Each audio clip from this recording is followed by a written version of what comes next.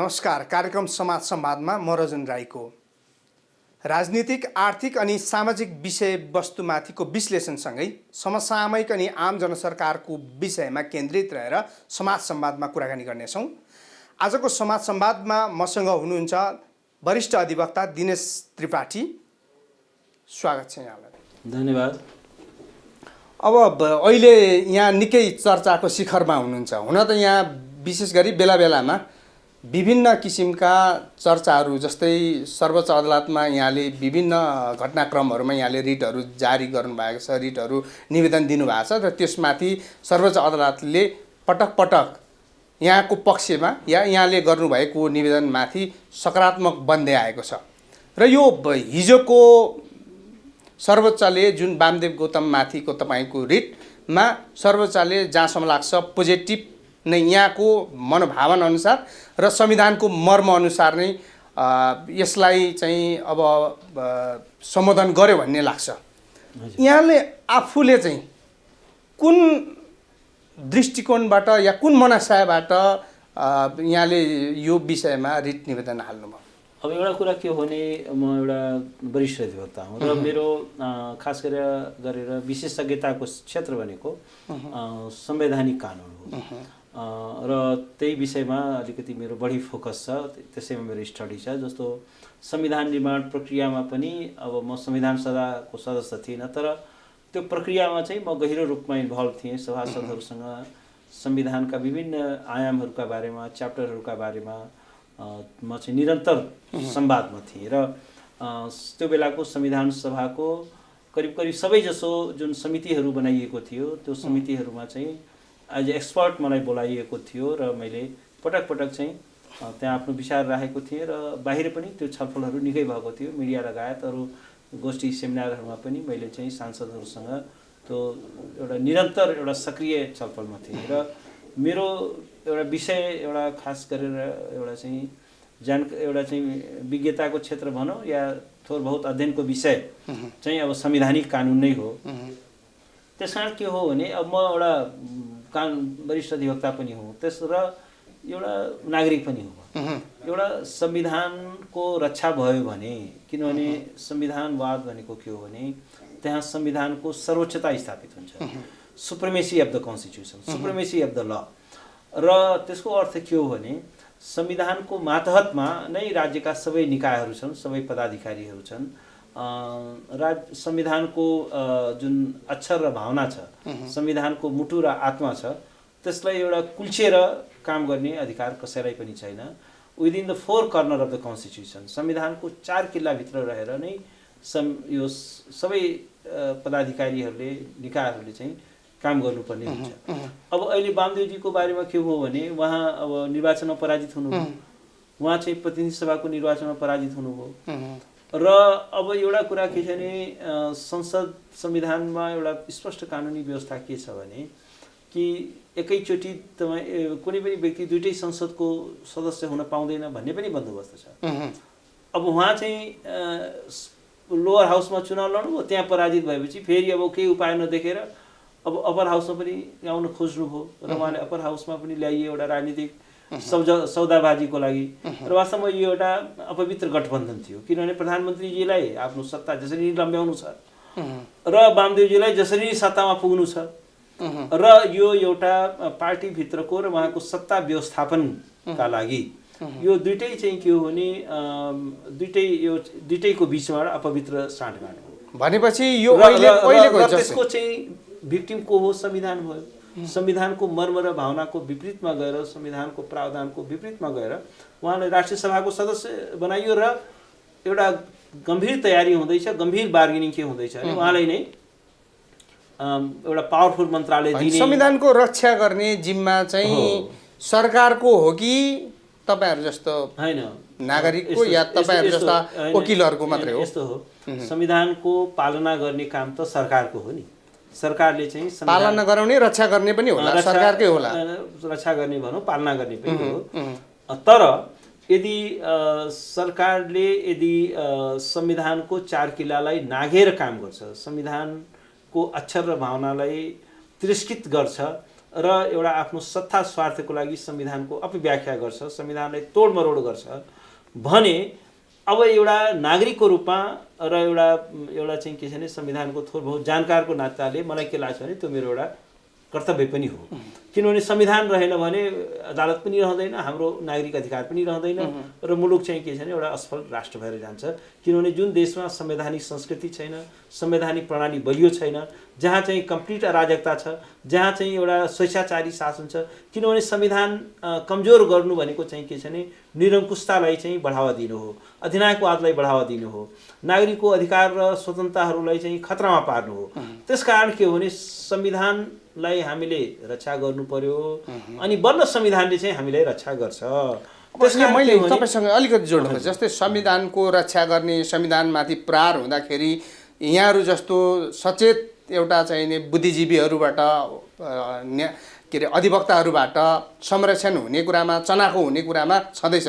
तर वामदेव गौतमकै पालामा आएर वामदेव गौतमलाई नै चाहिँ ब्रेक लाउने गरी यो संयोग हो कि यो यहाँसँग कुनै त्यस्तो सम्बन्धको कारणले हो कि? वामदेव गौतमजीसँग साँच्चीकै भन्यो भने मेरो दोहोरो चिन्जान पनि छैन।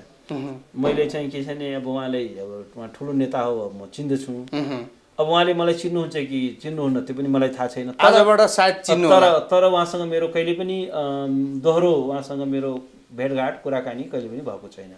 व्यक्तिगत रूपमा म उहाँसँग मेरो केही पनि लिनु दिनु छैन। र एउटा कुरा के छ भने म कसै कुनै एउटा व्यक्तिको प्रति म पूर्वाग्रही पनि छैन। अब के हो भने यहाँ व्यक्तिको कुरा छैन, यहाँ वामदेवको ठाउँमा अर्को चाहिँ रामदेव भएको भए पनि, अर्को कृष्णदेव भए पनि, अर्को चाहिँ श्यामदेव भए पनि म चाहिँ के छ भने म चाहिँ यो कदम चाल्ने थिएँ हैन। किनभने संविधान एउटा प्रक्रियाको कुरा छ, एउटा मूल्यको कुरा छ, मान्यताको कुरा छ, एउटा प्रणालीको कुरा छ। कोही न कोही त बोल्नु पर्यो नि। जस्तो एउटा कुरा के हुन्छ भने एउटा भनाइ के छ भने इफ यु वान्ट डेमोक्रेसी हैन, तपाईँ के छ भने चुप लागेर बस्नुभयो भने then will lose your democracy, you lose your freedom. The one who slips over his or her right he or she doesn't deserve the freedom. क्या हामी आफ्नो अधिकारमा निधाएर बस्छौँ, यत्रो संविधानमाथि बलात्कार हुँदाखेरि चाहिँ हामी मौन भएर बस्छौँ। The silence is also crime. तपाईँको यो मैले दुईटा पात्रलाई जोड्नु खोजेको, जस्तै यही बेलामा जस्तै संयोग पनि हुनसक्छ। अब दिनेश त्रिपाठी नै संविधान मिचेको देख्नुपर्ने, संविधान चाहिँ कसको पालामा मिच्यो भने वामदेवकै पालामा भन्ने खालको यो संयोग नि। योभन्दा अगाडि पनि संविधानलाई जस्तै नारायण काजी लगायत अन्य 4-5 जना पनि राष्ट्रिय सभामा जसरी निर्वाचित भएर आएका छन्, उनीहरूको बेलामा या उनीहरूको समयमा यो प्रश्नहरू उठेन र अरूले पनि कुरा उठाएन।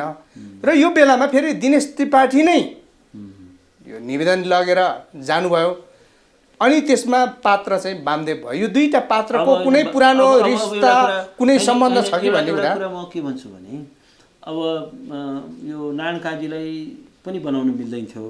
त्यो पनि एउटा संवैधानिक अनैतिकता हो, त्यो पनि धोखाधडी हो। र जुन बेला नारायण काजीलाई उहाँ चाहिँ चुनाव लड्नुभयो नि, यो यसको अप्रत्यक्ष चुनाव हुन्छ नि त्यसको त, र उहाँ चाहिँ हुनुभयो त्यो बेला मैले चाहिँ धेरै मिडियामा बोलेको छु कि यो चाहिँ भएन। तर अब त्यो बेला त्यो विषयले त्यति प्रमुखता पनि पाएन। र अर्को कुरा के भयो भने तर पनि एउटा कुरा म के भन्छु भने यो वामदेव गौतमजीको बारेमा मैले रिटै लिएर किन जानु पर्यो त्यसको पनि एउटा गम्भीर कारण छ। त्यो पनि गलत थियो, तर यो चाहिँ झनै बढी गल्ती हो। जस्तो भन्नुहोस् उहाँ जस्तो नारायण काजी त अहिले उहाँ त झनै 2.5 वर्ष भइसक्यो, केही उहाँको सुरुमा पनि मन्त्री बनाइहाल्ने कुरो पनि केही थिएन, अहिले पनि उहाँको मन्त्री बनाइहाल्नु पर्ने अहिले पनि। तर वामदेवले त्यो बाटो लाँदै उहाँ पनि लाइनमा चाहिँ तर चाहिँ के थियो भने वामदेवजीको त यो सत्ताको महत्त्वाकांक्षा यति असीमित छ कि पहिला त उहाँलाई चाहिँ संविधानै संशोधन गरेर पनि उहाँलाई त राष्ट्रिय सभामा ल्याएर पनि चाहिँ के भने प्रधानमन्त्री नै बनाउनु पर्छ भन्ने थियो। त्यो बेला पनि मैले व्यापक विरोध गरेँ, मिडियामा चाहिँ बोलियो त्यो बेला हुँदाखेरि। अब त्यसपछि के हो भने अब अहिले चाहिँ के छ भने उहाँलाई मन्त्री बनाउने उहाँ चाहिँ खालि सांसद बन्नको लागि मात्रै बनेको होइन, यो कुरा क्लियर हुनुहोस्। उहाँ चाहिँ के छ भने पावरफुल मन्त्रालय, त्यसमा पनि उहाँले चाहिँ के छ भने उहाँ गृहमन्त्री हुनुभएको छ र त्यसको चाहिँ स्वाद चाख्नु भएको छ। उहाँलाई थाहा छ कि गृहमन्त्री हुँदाखेरि कति धेरै अत्यधिक शक्ति प्रयोग गर्न पाइन्छ, कति दुरुपयोग गर्न पाइन्छ, कति चाहिँ धन सङ्ग्रह गर्न पाइन्छ, त्यो कुरा पनि उहाँलाई थाहा छ। उहाँलाई चाहिँ के छ भने अर्थमन्त्री भनेपछि त कि त ढोगटी नै राज्यको उहाँको हातमा हुन्छ।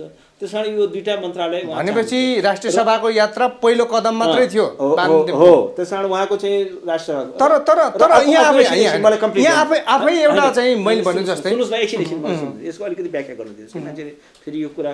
अर्को कुरा म तपाईँलाई के भन्छु भने राष्ट्रिय सभाको जुन संरचना छ नि, धारा 86 त्यसको जुन कन्स्ट्रक्सन छ त्यसमा पनि राष्ट्रिय सभामा पनि दुईटा क्याटेगोरी छ। यो पनि हेर्नुहोस् है, नारायण काजी र उहाँको दुईटै राष्ट्रिय सभाका सदस्य हुन्, तर दुईटा उस्तै चाहिँ होइन, अलिक फरक छ। फरक के छ भने 56 जना चाहिँ यो पालिकाहरूबाट निर्वाचित हुन्छन्।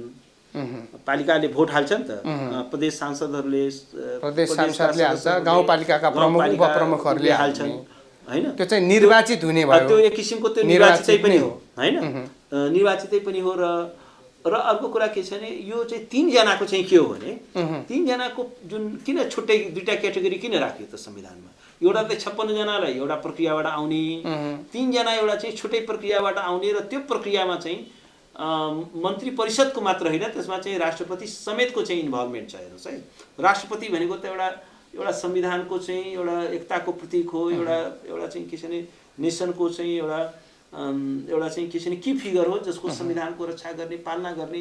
अब प्रधानमन्त्री राष्ट्रपतिको पदलाई पनि चाहिँ विवादमा ल्याउने गरी त्यो भनेको चाहिँ के छ भने 3 जनाको जुन पद हो नि, त्यो सक्रिय राजनीतिमा रहेका व्यक्तिहरूको लागि होइन। त्यो पद भनेको चाहिँ के हो भने त्यो राजनीतिभन्दा अलग थलग माथि रहेका व्यक्तिहरू जो राजनीतिक दलमा सक्रिय भन्दा पनि एउटा समाजमा उनीहरूको चाहिँ के छ भने विशिष्ट योगदान दिएका छन्, उनीहरूको क्षमता, उनीहरूको प्रतिभा चाहिँ राष्ट्रलाई अति आवश्यक छ। र त्यसका लागि चाहिँ के हो, यो मुलुकको लागि त्यसो भए वामदेव गौतमको कुनै महत्त्व छैन त? महत्त्व होला, आवश्यकता छैन। सुन्नुहोस् न, त्यसमा म उहाँको आवश्यकता अनावश्यकतामा जान चाहन्न, तर त्यो राजनीतिज्ञहरूको लागि त्यो होइन, बुझ्नु भएन? तर संविधानमा त्यो लेखिएको छैन, उल्लेख गरेको छैन। संविधान भनेको तमसुक होइन, संविधानमा सबै कुरा लेखिँदैन। संविधानमा चाहिँ तपाईँको चाहिँ के छ भने अब यो सबै चाहिँ के छ भने यो 10,000 पेजको संविधान बन्छ। संविधानमा त बेसिक कुराहरू लेखिन्छ र त्यसको भावना अनुसार जान पर्यो। हो, संविधान तर एउटा बुझ्नुहोस्, यहाँ चाहिँ के छ भने धेरै यो मुल्कियन टाइपका वकिल पनि छन् क्या, बुझ्नु होइन? उनीहरूको बुझाइ के छ, संविधानमा त लेखिया छैन नि। अब संविधानमा चाहिँ के छ भने संविधानमा के लेखियो भने 3 जनाको किन क्याटेगोरी छुट्टै राख्यो त? हो, त्यो बुझ्नु पर्यो क्या, 3 जनाको क्याटेगोरी किन छुट्टै राख्यो त? अर्को कुरा के छ भने संविधानको धारा 78(4) के भन्यो भने त्यो संसदको त्यो कार्यकालभित्र प्रतिनिधि सभाको त्यो कार्यकालभित्र र प्रतिनिधि सभाको निर्वाचनमा चाहिँ भाग लिएको छ र निर्वाचनमा पराजित भएको छ भने त्यो कार्यकालभित्र चाहिँ ऊ चाहिँ मन्त्री बन्न मिल्दैन, नबनाउनु भनेर संविधानको क्लियर कट म्यान्डेट छ नि। अब तपाईँको चाहिँ के छ भने त्यो भनेको के हो? त्यो भनेको चाहिँ के हो भने जुन व्यक्ति चाहिँ के छ भने मन्त्री जुन उहाँ चाहिँ निर्वाचनमा पराजित हुनुभयो, निर्वाचनमा भाग पनि लिनुभयो, र अर्को एउटा चाहिँ के छ भने उहाँको चाहिँ अर्को पनि कन्फिडेन्स देखिएन। जस्तो पोखरामा उहाँले लडाउने कुरा थियो, त उहाँलाई लाग्यो कि म जित्दिनँ। यी काठमाडौँमा पनि रामदेवजीलाई खाली गराएर उहाँले लडाउने कुरा थियो, त्यसमा पनि उहाँको कन्फिडेन्स देखिएन भने त्यो कुरा त उठ्यो नि। अब उहाँ चाहिँ तपाईँको चाहिँ डाइरेक्ट पिपुललाई चाहिँ फेस गर्न सक्ने चाहिँ क्षमता छैन उहाँसँग। उहाँलाई थाहा छ कि म धेरै अलोकप्रिय छु, तर उहाँ चाहिँ के छ भने चोर बाटोबाट आउने। त्यो भनेको चाहिँ के छ भने संविधानको मर्मर, जस्तो भनौँ न, संविधानको धारा 2 तपाईँले हेर्नुभयो भने त्यहाँ के भन्छ भने सार्वभौम सत्ताको स्रोत चाहिँ नेपाली जनता हो, राजकीय सत्ताको स्रोत चाहिँ नेपाली जनता हो। नेपाली जनता राजकीय सत्ता र सार्वभौम सत्ताको स्रोत हो भने त्यसको अर्थ के हो भने जनताको सर्वोपरिताको आधारमा हाम्रो शासन प्रणाली चल्नु पर्यो। जनताको आदेश भनेको सुप्रिम हुन्छ। जनताले उहाँलाई सांसदको रूपमा देख्न चाहेको भए निर्वाचित गर्ने थियो नि, जनताले उहाँले दण्डित गरेको छ।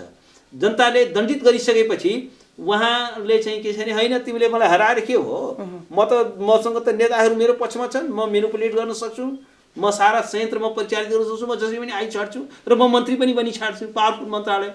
सारा यत्रो निर्वाचित व्यक्तिहरू चाहिँ भूमिकाहीन भएर बस्ने त्यही पार्लियामेन्टमा, उहाँ चाहिँ एउटा अनिर्वाचित व्यक्ति।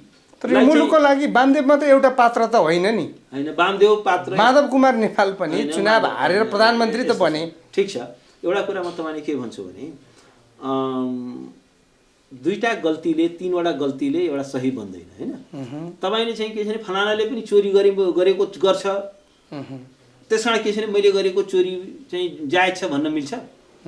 त्यसकारण के छ भने त्यो पनि गलत थियो। प्रधान के अरे हाम्रो माधव नेपालजी पनि 2 क्षेत्रबाट लडेको व्यक्ति, हारेको व्यक्ति, उहाँ फेरि चाहिँ आएर चाहिँ प्रधानमन्त्री बन्नु भनेको त्यो पनि एउटा लोकतान्त्रिक मूल्य प्रणाली, जनतामा निहित सार्वभौम सत्ताको त्यो पनि खिलाफमा थियो। त्यो पनि एउटा गल्ती थियो। अब यो पनि एउटा गल्ती छ, तर त्यो बेलाको त्यो गल्ती देखाएर यो गल्ती पनि सही छ भन्न चाहिँ मिल्दैन। तर मानिलिउँ एकछिनको लागि मानिलिउँ, अरू कोही मान्छे पनि जन्मिएको थियो होला सायद, जस्तै दिनेश त्रिपाठी भन्ने एउटा वकिल नभएको भए वामदेव गौतम राष्ट्रिय सभाको सांसद हुँदै मन्त्री हुने कुरा त निश्चित थियो नि। निश्चित थियो। अनि एकैजना 3 करोड नेपालीमा एकैजना मात्रै चाहिँ त्यो विषयमा जान्नुपर्ने, बुझ्नुपर्ने र त्यही विषयमा चाहिँ अड्को थाप्न पुग्नुपर्ने कारण चाहिँ के हो? त्यो चाहिँ अब अरू चाहिँ किन आएनन्, त्यो मेरो अब सरकारको विषय भएन। तर होइन भन्नु खोजेको मैले, जस्तै तपाईँ यदि नहुनु हुन्थ्यो भने त फेरि पनि त्यो गल्ती त दोहोरिने रहेछ नि त। त्यो त अब यस्तै हो। अब के छ भने अब मैले यस्ता विषयहरूमा जहाँ लोकतान्त्रिक अधिकारको कुरा हुन्छ, स्वतन्त्रताको कुरा हुन्छ, त्यहाँ चाहिँ मैले आफ्नो आधारभूत कर्तव्य ठानेको छु कि त्यहाँ चाहिँ मैले आफ्नो लाइफ रिस्कमै राखेर भए पनि म चाहिँ त्यसमा आएँ। जस्तो भन्नु बालकृष्ण ढुङ्गेलको केसमा कोही आयो त? म आएँ नि, मैले कोर्टमा गएर उहाँलाई आखिर उहाँले थुनाएको हो नि। अलामकोमा पनि तपाईँ जानुभयो, त्यसमा गएँ नि। त्यसकारण के छ भने अब इभेन अग्नि सापकोटाजीलाई सभामुख बनाउँदाखेरि मैले आखिर मुद्दा त विचाराधीन छ नि, उहाँ चाहिँ एउटा हत्याको आरोपी। त्यसकारण के हो भने इभेन जुन बेला किङ ज्ञानेन्द्रले कु गरेर यत्रो सैकडौँको सङ्ख्यामा नेताहरूलाई थुनामा राखेका थिए, त्यो बेला पनि त मैले सबैको रिट मैले दायर गरेको थिएँ र सबैलाई थुनामुक्त गराएको थिएँ। त्यो बेला पनि मैले शाही कदमको विरुद्धमा सबैमा मुद्दा हालेको थिएँ। त्यसकारण मेरो आफ्नो एक किसिमको ट्र्याक रेकर्ड पनि छ। मैले चाहिँ के छ भने म एउटा त्यो चाहिँ मेरो एउटा लाइफको के एउटा मिसन छ। म चाहिँ के छ भने एउटा लोकतन्त्रमा, स्वतन्त्रतामा, संविधानमा जुन आएको जुन खतरा हो, त्यो खतराको बारेमा चाहिँ के छ भने हामी बोल्नुपर्छ, आवाज उठाउनुपर्छ। र के छ भने यत्रो ठुलो हाम्रो जनसङ्ख्या छ। अब धेरै ठुलो जनसङ्ख्या त अब यो संविधान कानुनको सबैको जानकार पनि छैनन्। अब सबै मान्छे आउँदैन, त्यो के गर्नुहुन्छ तपाईँ होइन? भिडले सबै कुरा फलो गर्दैन, मान्छेहरू आफ्नो सानो सानो स्वार्थमा पनि बाँडिएका हुन्छन्। तर एउटा कुरा के हुन्छ भने कोही न कोही व्यक्ति चाहिँ अगाडि आउनु पर्यो। सबै यदि चाहिँ मौन भएर बस्ने हो र कोही पनि बोल्दैन भने अब त्यो समाजमा अधिकार र स्वतन्त्रता भन्ने हुँदैन। यदि चनाखो छैनौँ हामी आफ्नो अधिकारको बारेमा, तपाईँ लोकतन्त्र खतरामा पर्दा पनि तपाईँ चुप लाएर बस्नुहुन्छ, त्यसको बारेमा पनि आवाज उठाउनुहुन्न भने। अब अझै म यहीँ फर्किन चाहन्छु, वामदेव गौतमको विषयमा फर्किन चाहन्छु। जुन सर्वोच्च अदालतले जुन किसिमको एउटा निर्णय अहिले गरेको छ, त्यो निर्णयले वामदेव गौतमको तत्कालको काम कारबाही मात्रै रोकेको छ कि भोलिको जुन संवैधानिक परिषदबाटै त्यहीँबाट निर्णय हुने होइन? प्रधान न्यायाधीश सहितको निर्णय हुँदाखेरि जुन सर्वोच्च अदालतले फैसला गर्दाखेरि तपाईँलाई के लाग्छ, यो अहिले तपाईँले माग गरे बमोजिम उहाँको अहिलेको भइरहेको राष्ट्रिय सभाको सदस्य पद खारिज हुने र सँगै मन्त्री हुने बाटो बन्द हुन्छ? अब एउटा अहिले तत्काललाई चाहिँ अदालतले रोकिदियो होइन, उहाँले जिम्मेवारी नै मन्त्री सन्त्री नबनाउनु, यो यथास्थितिमा राख्नु भने अहिलेलाई बोल्यो। अब यो चाहिँ के हो भने इजलासले नै के बोलिदियो भने यो चाहिँ एकदमै गम्भीर संवैधानिक व्याख्याको प्रश्न छ। त्यसकारण यो चाहिँ एउटा चाहिँ दीर्घकालीन रूपमा यसमा यो रिटमा गम्भीर विषयहरू उठाइएका छन्। त्यसकारण अब यसको चाहिँ व्याख्या चाहिँ यो एउटा संवैधानिक इजलासबाट, संवैधानिक इजलासमा चाहिँ के छ भने 5 जना न्यायाधीश हुन्छ, इन्क्लुडिङ चाहिँ चिफ जस्टिस पनि त्यसमा हुन्छ र त्यहाँको सिनियर मोस्ट न्यायाधीशहरू चाहिँ संवैधानिक इजलासमा हुन्छन्। त्यसकारण अब यो गम्भीर संवैधानिक एउटा चाहिँ व्याख्याको प्रश्न भएकोले अब फाइनल डिसिजन त अब त्यो 5 जनाको इजलासले नै गर्छ, 5 जनाको इजलासको नै हुन्छ। तर अहिले चाहिँ के हो भने प्रारम्भिक रूपमै अदालतले चाहिँ के छ भने त्यो एउटा रोक्यो। त्यसलाई म के भन्छु भने अदालतले त्यसमा एउटा प्राइमा फेसी देख्यो। प्रथम दृष्टिमै यो कुरा चाहिँ अदालतले लाग्यो कि यसमा चाहिँ प्रथम दृष्टि भनेको चाहिँ कस्तो हुन्छ भने प्रथम दृष्टिमै केही कुरो चाहिँ कानुनी रूपमा संवैधानिक रूपमा गरे बिराएको देखिएमा होइन, त्यहाँ चाहिँ यो इन्ट्रिम अर्डर चाहिँ जारी हुन्छ। त्यसकारण के छ भने यो प्राइमा फेसी केस देख्यो, त्यहाँ केही बिराएको देखियो, संविधानको चाहिँ उल्लङ्घन गरेको अदालतको अहिलेको प्रारम्भिक फाइन्डिङ त्यो हो। अब यो चाहिँ लार्जर बेन्चमा जान्छ, 5 जजेस यो स्पेसल अब कन्स्टिट्युसनल बेन्चमा जान्छ। अब त्यसले बाँकी कुरा त्यसले बोल्ला हैन। तर अहिलेलाई तत्काललाई चाहिँ के छ नि यो प्रक्रिया चाहिँ रोकियो, हामीले त्यसरी बुझ्नु पर्यो। तर अब कुरा तर अब यसैमा जोडौँ अलिकति जस्तै अब यो चाहिँ एउटा लामो कन्स्टिट्युसनल ब्याटल हो। यो चाहिँ के छ नि अब यसमा चाहिँ के छ नि अब 5 जनाको इजलासमा प्रस्तुत हुन्छ। अब उताबाट पनि वकिल उहाँले पनि वकिल राख्न पाउनुहुन्छ, तपाईँको सरकारले पनि वकिल हुन्छन्, गभर्मेन्ट एटर लयर्सहरू हुन्छन्, त्यसमा अब त्यो कुराहरू त हुन्छन्। जस्तै अब मानिलिउँ यो तपाईँले भनेको जस्तै तपाईँको रिट निवेदनमा भएको जस्तो यो चाहिँ सर्वोच्चले निर्णय गर्यो भने फेरि बाँकी नारायण काजीदेखि अन्य 4-5 जना अन्य सदस्यहरू पनि छन् सभामा, उहाँहरूमाथि यो यो यो यो जुन नजिर चाहिँ उहाँहरूतिर फर्किन्छ कि फर्किँदैन? अब त्यसमा मैले एउटा कुरा के पनि मागेको छु भने कि यो तपाईँले भन्नु नारायण काजीको किन त्यसमा एउटा मेरो त्यस्तो पनि माग छ जसले त्यो कुरालाई पनि सम्बोधन गर्छ। त्यसमा मैले के मागेको छु भने कि यो चाहिँ के छ भने यसको राष्ट्रिय सभामा अब जस्तो मान्छे पनि ल्याउन थाल्यो होइन। कोही अब पहिला त मलाई थाहा पनि थिएन वडामा हारेको व्यक्तिहरू पनि ल्याएको छ भनेर त्यति न्युज कभरेज पनि भएन त्यो बेला होइन। अब अहिले यो बेलामा अहिले फेरि त्यो न्युज कभरेज आयो कि यसरी वडामा पनि हारेको रहेछ, कोही केमा हारेको रहेछ। नारायण काजीसँग 5 जना थिए, अब छैटौं बालदेव गौतम पनि यसमा जोडियो भनेर त्यो पनि न्युज सार्वजनिक भयो होइन। अब सुरुमा त त्यो न्युजहरू पनि आएको थिएन, अब कसैले त्यसो ध्यान गरेको थिएन। नारायण काजीको चाहिँ न्युज त सबैले थाहा थियो, त्यसो त मैले अब विरोध गरेँ। अब त्यसमा एउटा मैले के भन्छु यो एउटा मापदण्ड अदालतले नै बनाओस्। यो इस्युलाई चाहिँ के छ भने अब पार्लियामेन्टले अब कानुन बनाउला नबनाउला के गर्ला, किनभने हाम्रो राजनीतिज्ञहरू कस्ता छन् भने उनीहरू आफ्नो स्वार्थको लागि जथाभावी गर्न सक्छन्। उनीहरूलाई चाहिँ के हुन्छ भने एउटा असल परम्पराहरू विकास गरौँ।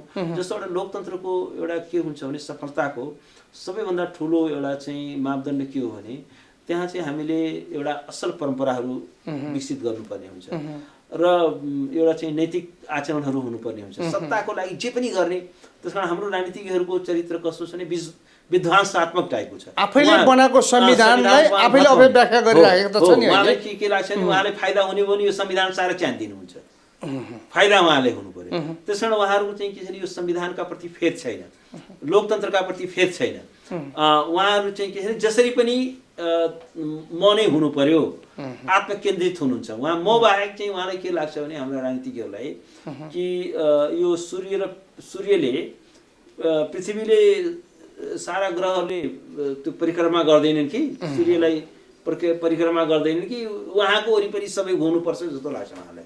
त्यो एउटा मनोरोग पनि हो, मेगालोमानिया भन्छ, नार्सिस्ट पनि भन्छ। आफ्नै आत्ममौलिक हैन, हामी कार्यक्रमको अलिक अन्त्यतिर पनि छौँ। म यहाँ अलिकति जोड्न खोजेको त्यसकारण उहाँहरू चाहिँ के छ भने कुनै पनि यो उहाँहरूको गुड फेथमा काम गर्नुहुन्न। जस्तो भनौँ न अब अहिले वामदेवजीलाई बनाउनु त्यो भनेको चाहिँ के हो भने यो संविधानको एकदमै जालसाजीपूर्ण कपटपूर्ण प्रयोग हो।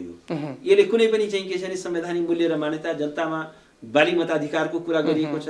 निर्वाचित न पराजित व्यक्तिले ल्याउनुको अर्थ के हो भने त्यसले कहाँ बाली मताधिकारको सम्मान भयो, कहाँ चाहिँ बहुदलीय प्रतिस्पर्धामा पराजित भएको व्यक्तिलाई ल्याउँदाखेरि कहाँ चाहिँ संविधानको सम्मान भयो। त भन्दाखेरि के हो भने यो संविधानको प्रयोग चाहिँ के छ भने एउटा गुड फेथमा हुनु पर्यो। एउटा चाहिँ के छ भने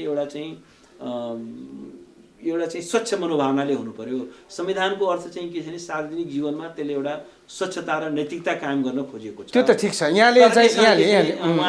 यो जुन कार्य भयो त्यसकारण के छ भने अब यसलाई चाहिँ चेक गर्नको लागि संविधान हामीले बनाएको। त्यसकारण के छ भने अब हामी यदि गलत काम हुँदैछ भने हामीले त हरसम्भव प्रयास गर्नु पर्यो। अब यो एउटा संवैधानिक विषय, संवैधानिक पाटोको व्याख्या एउटातिर रह्यो, तर यो वामदेव गौतमको राष्ट्रिय सभाको यात्रा चाहिँ संवैधानिक प्रश्न सँगसँगै नेकपा भित्रको राष्ट्रिय राजनीति भित्रको एउटा निकासको बाटो पनि थियो। यहाँले हिजो जुन सर्वोच्चबाट निर्णय भयो त्यसले यो सबै समीकरण र अहिले भइरहेको राष्ट्रिय राजनीतिको समीकरणहरू कतै भत्काइदिए जस्तो लाग्दैन तपाईँलाई? अब यस्तो छ, अब मेरो यो एउटा मैले त्यही भनेको कि यो राष्ट्रिय सभा एउटा हाउस अफ एल्डर्स हो, परिपक्व व्यक्तिहरू ल्याउने त्यस्तो लागि हो। यो चाहिँ के हो भने नेता व्यवस्थापन गर्नको लागि होइन, यो चाहिँ पार्टीको चाहिँ सत्ता राजनीतिलाई लम्ब्याउनलाई, टिकाउनलाई संवैधानिक प्रावधानहरूको दुरुपयोग गर्न पाइँदैन। तपाईँले भने जस्तो हो, अब वामदेवजी त अत्यधिक महत्त्वाकांक्षी व्यक्ति हो उहाँ त के छ भने कुनै बेला पार्टी नै पनि तोड्ने हो, अत्यधिक उहाँको महत्त्वाकांक्षा र सत्ता लिप्सा छ उहाँमा। त्यस कारण अब यसले चाहिँ के छ भने केही एउटा ल्याउन सक्छ, राजनीतिक फेरबदल हुन सक्ने सम्भावना देखिन्छ। किनभने उहाँलाई चाहिँ के हो भने यो त्यो सत्ताको समीकरण एउटा मिलाउनको लागि र ओलीजीले आफ्नो सत्तालाई लम्ब्याउनको लागि उहाँलाई त एउटा चाहिँ उहाँले एकोमोडेट गरेको, व्यवस्थापन गरेको न।